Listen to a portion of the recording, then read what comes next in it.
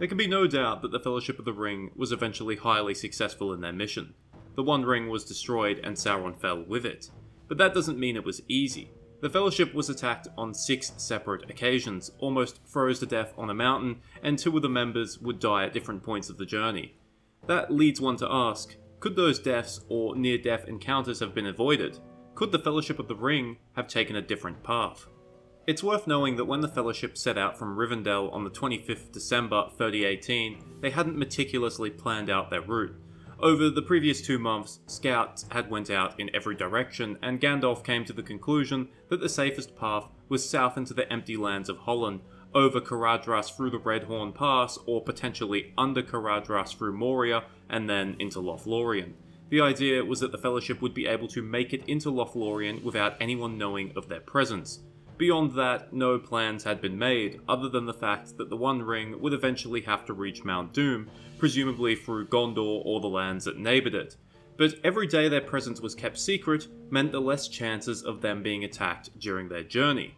But Gandalf's path wasn't the only proposed path, and before the journey and through the course of the journey, other paths were suggested before quickly being rejected. And there are other paths that aren't explicitly mentioned, but might have been possible for the Fellowship to use. So let's take a look at these paths and see if there was any merit to them. The most well-known alternate route was through the Gap of Rohan, proposed by Boromir after the Fellowship is driven from Caradhras. There are merits to this path. There's the benefit of a road which would cut travel time. The terrain is mostly flat and easy to traverse, and it offers a fairly direct route towards Mordor. In times of peace, it would be the optimal path. However, as Gandalf stated, the Gap of Rohan would bring the Fellowship far too close to Isengard. If the Fellowship were spotted near to the Gap of Rohan, they would be at Saruman's mercy. And the Fellowship would undoubtedly be spotted. Even when they're traversing Holland, they're being shadowed by birds, creepine from Dunland, who might be spies of Saruman. Saruman's spies, and Sauron's for that matter, are watching the north-south road. This is confirmed when the Nazgul passed through earlier that year. If the Fellowship chose not to use the road, then they must instead pass through Dunland, a land which is allied to Saruman. And given Grima's influence in Rohan, even if the Fellowship do make it through the Gap of Rohan, there's a chance they could still be detained. To put it bluntly, if the Fellowship attempt to pass through the Gap of Rohan, they would basically be delivering the One Ring to Saruman on a silver platter. Boromir also proposes a second path, still south, but instead of using the Gap of Rohan, the Fellowship would cross the Isen in the wilderness, pass through Druath and enter Gondor through Anfalas. This path is unconventional, and it would be more difficult to physically traverse than the Gap of Rohan, but would also be safer, although not entirely safe. It would still require the Fellowship to pass through Enadwaith, which is being watched by Saruman, and would still bring them close to Saruman's allies in Dunland. There's also the fact that Druath is a wild, untamed land, and is inhabited by Druidine that may or may not be hostile to intruders. But if the Fellowship could overcome these obstacles, then they would have a safe path east through Gondor. But this path is also swiftly rejected by Gandalf, and his main concern is time. Travelling through the wilderness takes significantly longer than travelling by road, best demonstrated by the fact that it takes the Fellowship 3 weeks to go from Rivendell to Caradhras, even with Aragorn as a guide. Rivendell to Anfalas? It's about 3 times as far, and we're unsure if Aragorn is familiar with these lands. Once you reach Anfalas, there's still another 400 plus miles until you reach the edges of Mordor. It won't take as long as the first leg of the journey, but it will still take a minimum of several weeks on foot. Gandalf suggests that this whole trip might take as long as a year. This might be a bit of an exaggeration, but there's a very good chance that it would take as long as 6 months. 6 months would mean the Fellowship arrives at Mordor around June, and by that point, Gondor and Rohan would likely have been overrun. Another potential route is mentioned during the Council of Elrond, taking the One Ring west to the Grey Havens. At the time of the council, this idea is rejected as being unsafe, as the Nazgul are not yet accounted for. However, the scouts later confirm that the Nazgul are gone, meaning that the path west should be relatively safe. This would mean that the only potential threat along this path would be Sauron and Saruman's spies, but it's unlikely that they would attack the Fellowship. Once the One Ring is at the Grey Havens, it would presumably be taken by ship down the coast until it reaches the mouths of Anduin and Gondor. This would definitely be the quickest route to Gondor, and it could be the safest. Not really. This is where it could get dangerous. If Sauron's spies deduce the Fellowship's plans quickly enough, word could be sent to Sauron, who could deploy the Corsairs of Umbar, assuming that they aren't already deployed along Gondor's coasts. Remember, Gondor's navy is weak at this point, and it's the Corsairs who control the sea.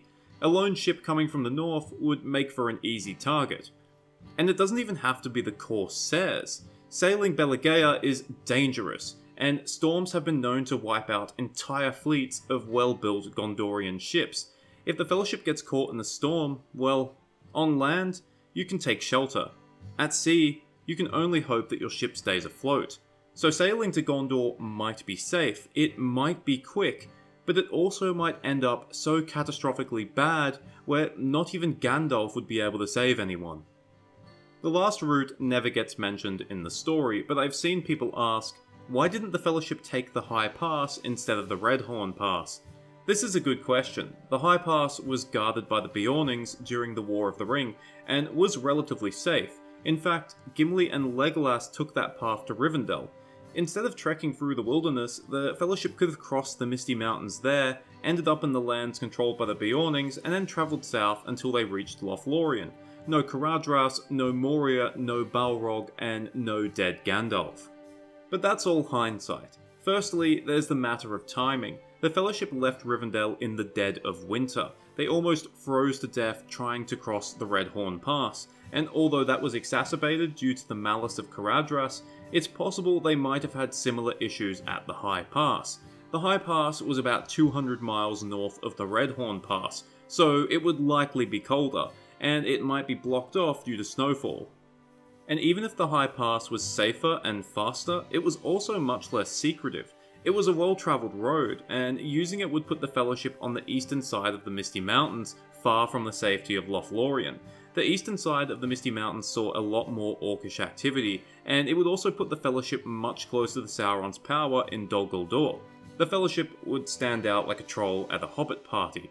They might be safe as they travelled through Beorning-controlled lands, but south of the Gladden Fields would offer no such protection. The distance from the Gladden to Lothlorien is over 100 miles, and during that time, the Fellowship would be out in the open and at the mercy of mountain orcs or Dol Guldur.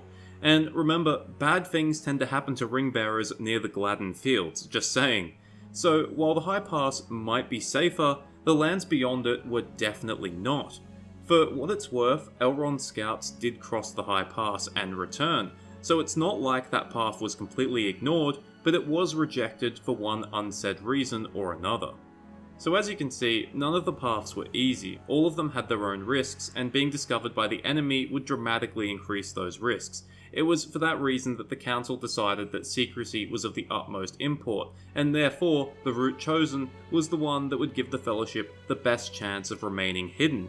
In comparison to the chosen path, the High Pass and the Gap of Rohan would have seen the Fellowship immediately discovered, and challenged far earlier in their journey. The path to the Grey Havens might have been the safest initially, but it had the potential to become the most dangerous, and the path through Anfalas ran the risk of the Fellowship being discovered, dying in the wilderness, or simply taking too long to reach their objective. To give credit to Gandalf, the path he chose was almost successful. The Fellowship were not discovered in Holland owing to it being an uninhabited, rarely travelled land, although they did have a run-in with wargs. If Caradhras wasn't a dick, they could have passed into Lothlorien with neither Sauron or Saruman knowing of their presence. Even the backup option of Moria wasn't that bad with the knowledge Gandalf had at his disposal, and despite the Balrog and the Orcs, the Fellowship was extremely close to escaping Moria unnoticed. Hindsight is a powerful tool, but it's rather useless when you're staring ahead at such an uncertain future. With all the options on the table, you might be able to see why Gandalf chose the path that he did. Thank you for watching, I hope you enjoyed it or at least found it interesting. If you want to learn more about the initial phase of the Fellowship's journey, the Council of Elrond and the Ring Goes South are great chapters from the Fellowship of the Ring. Cheers, farewell, and remember, if you don't like the path Gandalf chose, why don't you get off your ass and lead the Fellowship yourself if it's so easy?